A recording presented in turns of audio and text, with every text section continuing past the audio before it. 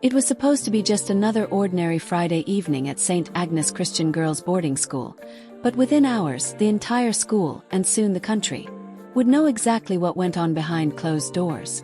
The video surfaced around 9 p.m., uploaded anonymously to Instagram under the handle @truthaboutstagnes. In the dimly lit locker room, two girls were captured kissing passionately, their uniforms slightly disheveled. One of them was unmistakably Grace McCona, the Reverend's daughter and head prefect. Her arms were wrapped tightly around another senior, Zanil, whose face was flushed with emotion. The caption read, "Hypocrisy exposed. This is what happens when you lock teenage girls away in a Christian school." By midnight, the video had gone viral. Hashtags like #SignasScandal and #HiddenLives trended nationwide. Parents woke up to notifications on their phones, horrified to see their daughter's institution splashed across social media. Teachers scrambled to delete posts, but screenshots spread faster than they could act. By morning, the scandal dominated breakfast conversations in every household connected to St. Agnes. For Leah, a quiet and devout new student, the revelation hit like a thunderclap. She hadn't seen the video herself. Her mother strictly forbade her from using social media, but the whispers in the dormitory told her everything she needed to know. "She's been doing it for months," one girl whispered as Leah walked past. "Grace runs some kind of secret group where they..." "You know," the speaker trailed off, glancing nervously at Leah before lowering her voice. "They hook up." Leah's stomach churned. She thought back to Grace's polished demeanor during chapel services, how she led prayers with such conviction. How could someone so perfect, the minister's own daughter, be involved in something so forbidden? At breakfast, the tension was unbearable. Girls huddled together, phones flashing with replays of the video. Some giggled nervously. Others looked visibly shaken. When Reverend McCona stormed into the dining hall, his face red with fury, the room fell silent. "This is an outrage," he bellowed, slamming a newspaper onto the nearest table. The front page screamed, "Christian school scandal. Minister's daughter caught in lesbian affair." He turned his piercing gaze toward Grace, who sat frozen in her seat, her usual composure shattered. "Whoever did this will face God's wrath, and mine." But Grace didn't flinch. Instead, she stood slowly, meeting her father's eyes with defiance. "You think this changes anything?" she said coldly. "You can't erase who we are." Before anyone could react, Sister Mary intervened, ushering the students out of the hall. As Leah followed the crowd, she caught sight of Zanil slipping away down a side corridor. Something about the way Zanil moved, quickly, almost desperately, made Leah curious. Against her better judgment, she decided to follow. What she discovered would change her life forever. Zanil led Leah to an abandoned storage room on the second floor, where several other girls were already gathered. Among them was Naledi, the star athlete, sitting cross-legged on the floor with tears streaming down her face. Another girl, Tumi, paced back and forth, muttering angrily under her breath. "What is this?" Leah asked, her voice trembling. She hadn't expected to find anyone here, let alone a group of girls looking like fugitives hiding from the law. "This," Zanil said, gesturing to the room, "is the sanctuary. A safe space for girls like us. Girls who don't fit into your perfect little Christian mold." Leah blinked, trying to process what she was hearing. "Girls like, you mean?" "Yes," Zanil interrupted sharply. "Girls who love other girls. Who refuse to live in shame because of who we are." Leah felt the blood drain from her face. She had always been taught that homosexuality was a sin, something to be feared and condemned. But seeing these girls, real people with real pain, made her question everything she thought she knew. Grace arrived moments later, slipping through the door with practiced stealth. Her presence silenced the room instantly. For the first time, Leah saw cracks in Grace's armor. Her hands shook slightly as she addressed the group. "They know about us now," Grace said, her voice steady despite the fear in her eyes. "My father won't stop until he destroys everyone involved. We have to decide what we're going to do next." Toomey stepped forward, her expression fierce. "We fight back. Expose him for the hypocrite he is. Let the world see what he's really done to us." "No," Naledi countered, wiping her tears. "That'll only make things worse. We need to protect each other, not drag more people into this mess." As the argument escalated, Leah realized she had stumbled into something far bigger than herself. These girls weren't reckless rebels. They were survivors, fighting for their right to exist in a world that refused to accept them. And now, whether she liked it or not, Leah was part of their story. By Monday morning, the fallout from the video had reached catastrophic levels. Parents flooded the school gates, demanding answers. Some pulled their daughters out immediately, accusing the administration of moral failure. Others called for investigations, insisting that anyone involved should be expelled, or worse, sent to conversion therapy programs.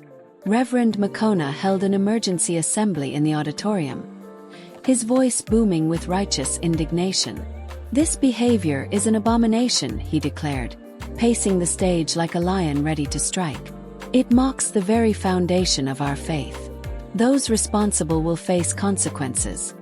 Not just from me, but from God himself." His words sent shockwaves through the crowd. Girls exchanged fearful glances, wondering who would be named next. When Grace stood up to leave midway through the sermon, all eyes followed her. She didn't look back. Later that day, Leah found Grace in the chapel, sitting alone in the shadows. Her usual confidence was gone, replaced by a vulnerability Leah had never seen before. "Why didn't you tell me?" Leah asked softly, taking a seat beside her. Grace laughed bitterly. "Would it have made a difference?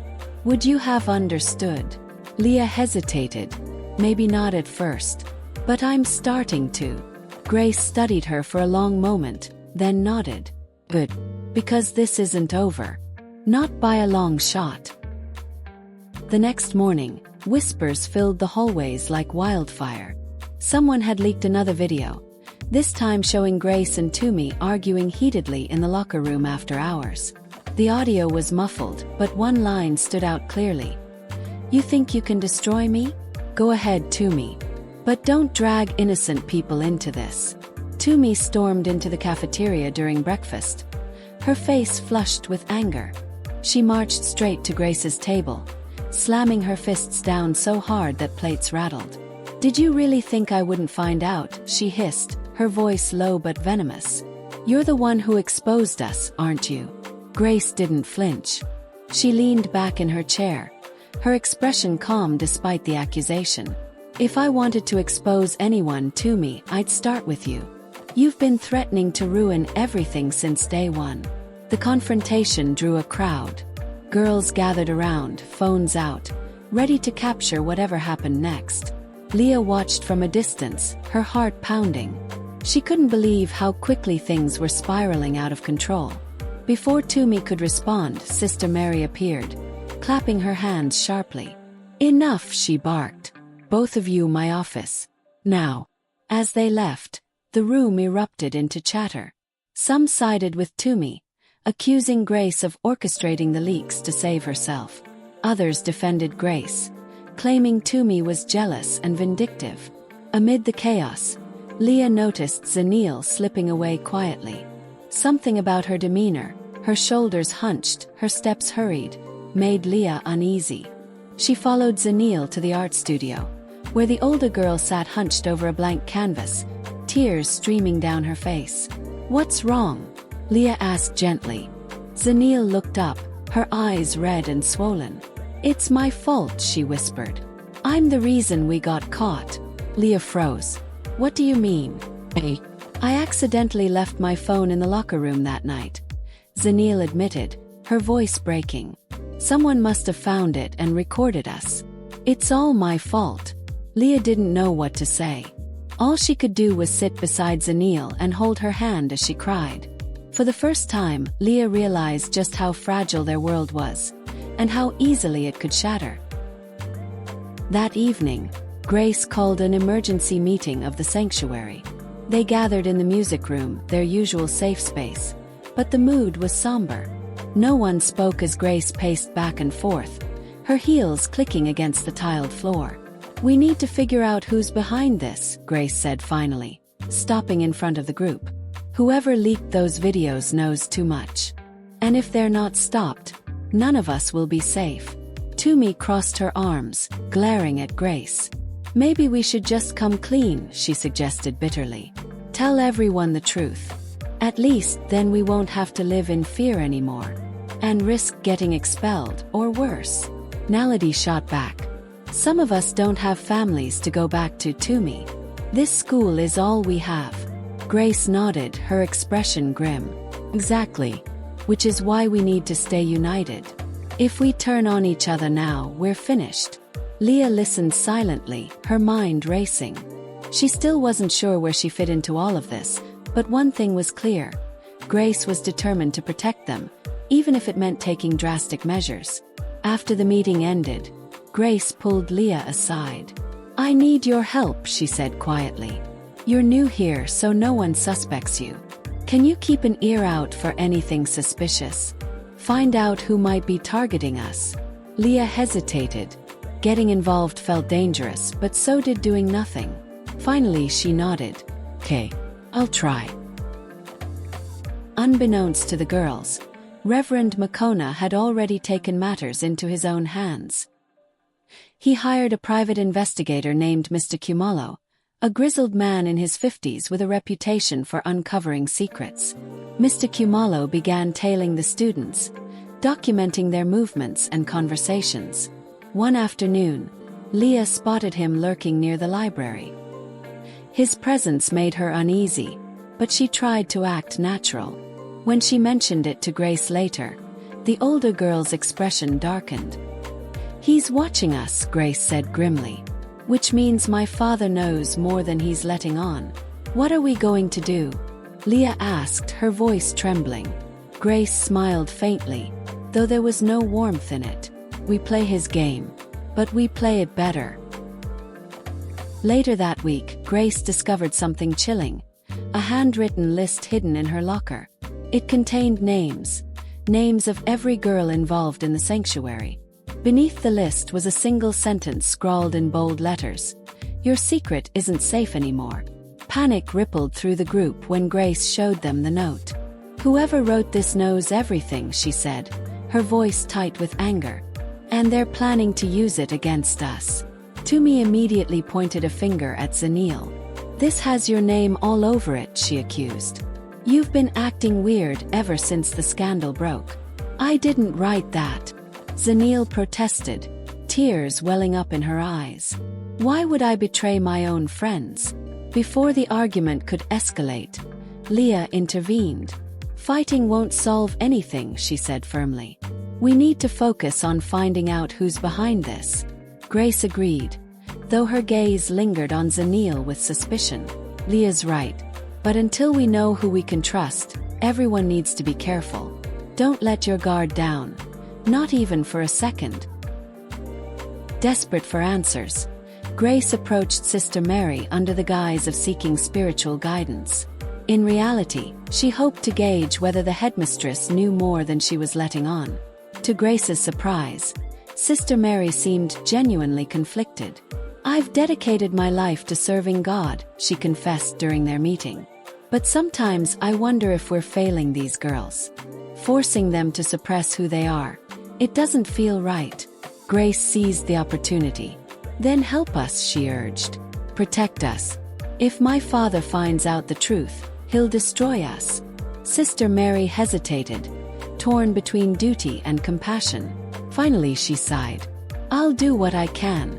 But don't expect miracles." Reverend Makona called another assembly, this time addressing the entire student body. Standing beside him was Mr. Kumalo, holding a folder filled with documents. "I've uncovered evidence of immoral behavior within these walls," Reverend Makona announced, his voice booming through the auditorium. "Names will be revealed and consequences will follow. Let this serve as a warning to all of you." As he began reading off names, panic spread through the crowd. One by one, girls stood up and walked out, their faces pale with fear. Among them were members of the sanctuary. When Grace's name was called, she remained seated, her jaw clenched. Beside her, Leah gripped the edge of her seat, her heart hammering in her chest. She knew this was only the beginning. After the assembly, tensions reached a boiling point. Parents arrived en masse, demanding explanations. Some girls were sent home immediately. Others were subjected to interrogations by teachers and administrators. Grace faced her father alone in his office, their argument escalating into a shouting match. "You don't get to judge me," Grace yelled, her voice shaking with rage. "Not after everything you've done." Her father slapped her across the face, silencing her instantly. "You're a disgrace to this family," he spat. "If you won't repent, then leave. I never want to see you again." Grace stormed out, tears streaming down her face. When she returned to her dorm, she found Leah waiting for her. Without a word, Leah hugged her tightly, offering what little comfort she could. As the days passed, Leah found herself growing closer to Zanil. The two spent hours together in the art studio, talking late into the night. Slowly, Leah began to understand the depth of Zanil's pain and her courage. One evening, Zanil kissed Leah unexpectedly. Startled, Leah pulled away, unsure how to react. "I'm sorry," Zanil whispered, her cheeks flushing. "I shouldn't have." "No," Leah interrupted softly. "It's okay." For the first time, Leah allowed herself to consider the possibility that love didn't have to fit neatly into the boxes society created for it. Just as Grace thought they might weather the storm, disaster struck again. An anonymous tip led investigators to discover a stash of letters and notes exchanged between members of the sanctuary, hidden in a secret compartment beneath the music room floor. The evidence was damning. Names, dates, confessions, all laid bare for the administration to see. Panic swept through the group as they realized their secret was truly exposed. Grace gathered them one last time. "We have two choices," she said, her voice steady despite the fear in her eyes. "Run or fight. What's it going to be?" The anonymous tip came on a Tuesday morning, delivered to Sister Mary's office via an unmarked envelope. Inside was a map of the school grounds, with a red circle drawn around the music room. Scrawled beneath it were the words, "Check under the floorboards." Sister Mary hesitated before acting, torn between her duty to uphold the school's values and her growing sympathy for the girls involved in the sanctuary. Ultimately, she decided to investigate herself rather than alert Reverend Makona or the administration. Accompanied by a maintenance worker, she pried open the loose floorboard in the corner of the music room. What they found was devastating. A small wooden box containing letters, notes, and sketches exchanged between members of the sanctuary. Some were heartfelt confessions of love. Others were desperate pleas for understanding. There were even coded messages detailing plans for secret meetings. It was undeniable proof of what Reverend Makona had accused them of: immoral behavior. By lunchtime, the contents of the box had been handed over to the school board. Panic rippled through the student body as rumors spread about the discovery. Grace immediately suspected Toomey, who had recently been expelled and harbored deep resentment toward the group. But without concrete evidence, there was little she could do. That evening, Grace called an emergency meeting of the sanctuary. "We're done hiding," she declared, her voice trembling with a mix of fear and resolve. "If they want to destroy us, we'll make sure the truth comes out first." But the truth wasn't just about their relationships. It was about the hypocrisy of the institution that claimed to protect them while suffocating their identities. As Grace spoke, Leah realized this fight was bigger than any of them. They weren't just fighting for survival, they were fighting for justice. Grace knew she had one card left to play, and it was risky. She confronted her father in his study late that night, clutching a folder filled with documents she'd gathered over months. The papers revealed financial mismanagement at the church, including embezzlement tied to Reverend Makona's extravagant lifestyle. Grace had uncovered the information during her own investigation, suspecting it might come in handy someday. Her father looked up from his desk, startled by her presence. "What are you doing here?" he demanded, his tone sharp. "I know everything," Grace said, setting the folder down in front of him. "And if you don't stop this witch hunt, I'll go public. Every newspaper in Johannesburg will have the story by morning." Reverend Makona's face turned pale. For a moment he seemed speechless. Then his expression hardened. "You wouldn't dare," he growled. "This is blackmail." "No," Grace corrected him, her voice steady despite the storm raging inside her. "This is self-defense. You've spent your life preaching morality while hiding your sins. Now it's my turn to decide what's right." After a tense silence, Reverend Makona relented. "Fine," he muttered, avoiding her gaze. "I'll call off the investigation. But don't think this changes anything. You're still a disgrace." Grace didn't respond. She simply turned and walked out, leaving him alone with his guilt. Though the immediate threat had been neutralized, she knew the battle wasn't over. Her father might have backed down, but the damage to the girls' reputations and trust in the school was already done. The fallout from the scandal hit hard and fast. Several girls were expelled, including Tumi, whose name appeared repeatedly in the confiscated letters. She left St. Agnes vowing revenge, promising to expose everyone involved if it meant dragging Grace down with her. Others, like Naledi, chose to leave voluntarily, unable to face the judgmental stares and whispered accusations. "I can't stay here anymore," Naledi told Leah during their final conversation. "Every time I walk into a classroom, I feel like they're judging me. Like I'm some kind of monster." Grace resigned as head prefect, stepping away from the role she once cherished. Without her polished uniform and authoritative demeanor, she seemed smaller somehow, but also freer. She spent her remaining days at St. Agnes quietly organizing support networks for the girls who stayed behind, ensuring they had somewhere to turn when things got tough. For Leah, watching her friends leave was heartbreaking. She felt torn between loyalty to her faith and solidarity with the girls she'd grown to care about.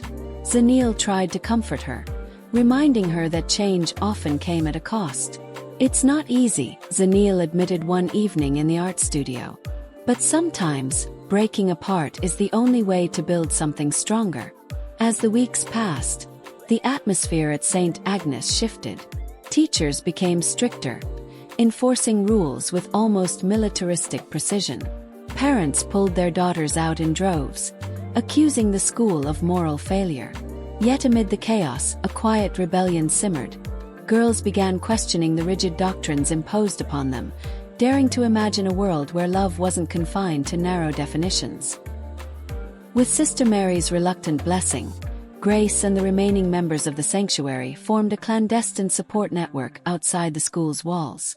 They met in secret locations: a cafe downtown, a park bench near the river, even Zanil's aunt's apartment, to share stories, offer advice, and plan their next steps.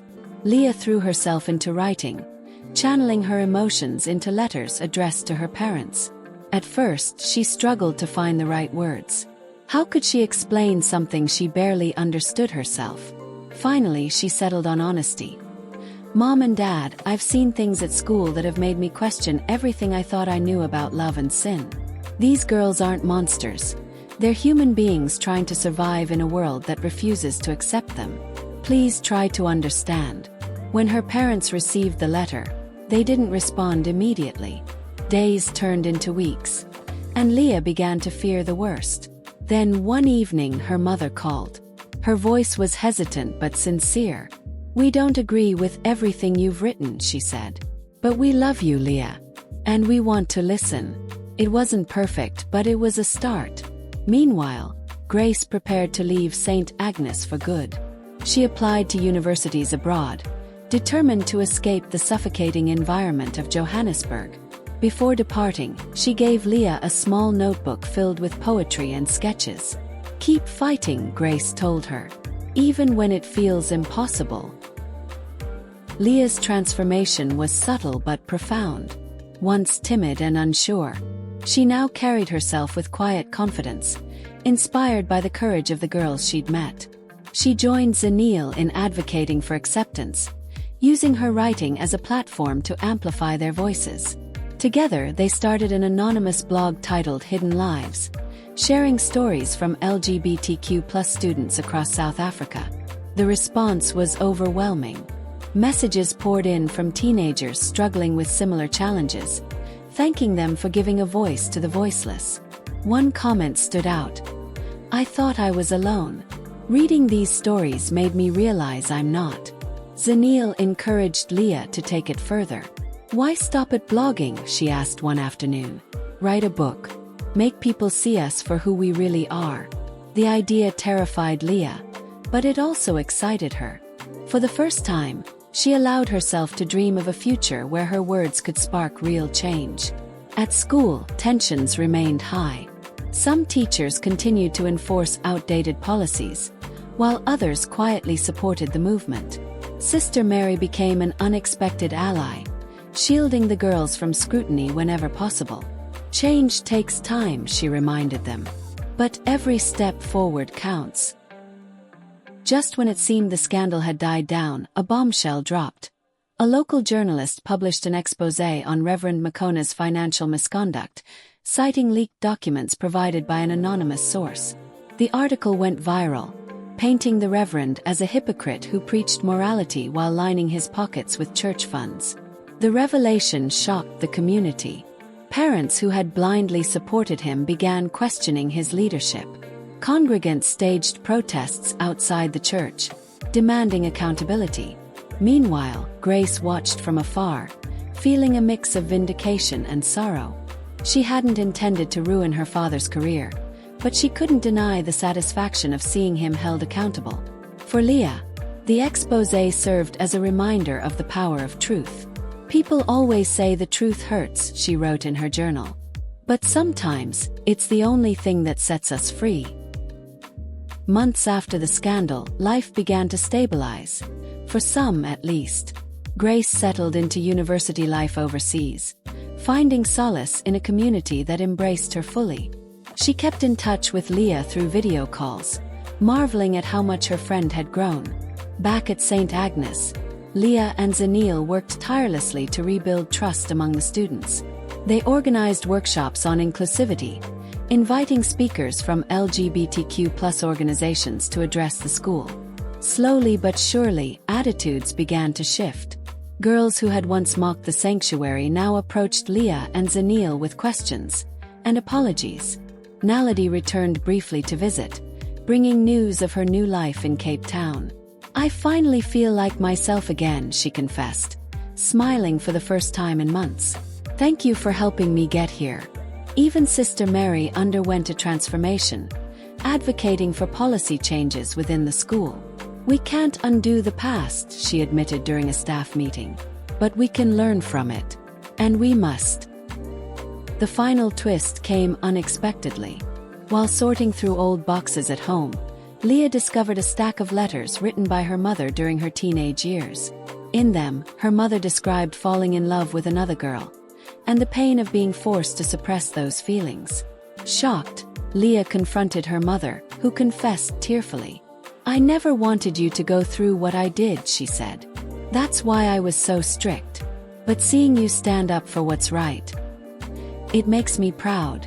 The revelation tied the story full circle, underscoring the cyclical nature of prejudice and progress. Leah realized that change wasn't linear. It was messy, painful, and deeply personal. But it was also inevitable. As she sat down to write the final chapter of her book, Leah reflected on everything she'd learned. Love, she decided, wasn't a sin. It was a force powerful enough to break chains, shatter walls, and rewrite the rules. And though the road ahead would be long, she knew they were moving in the right direction.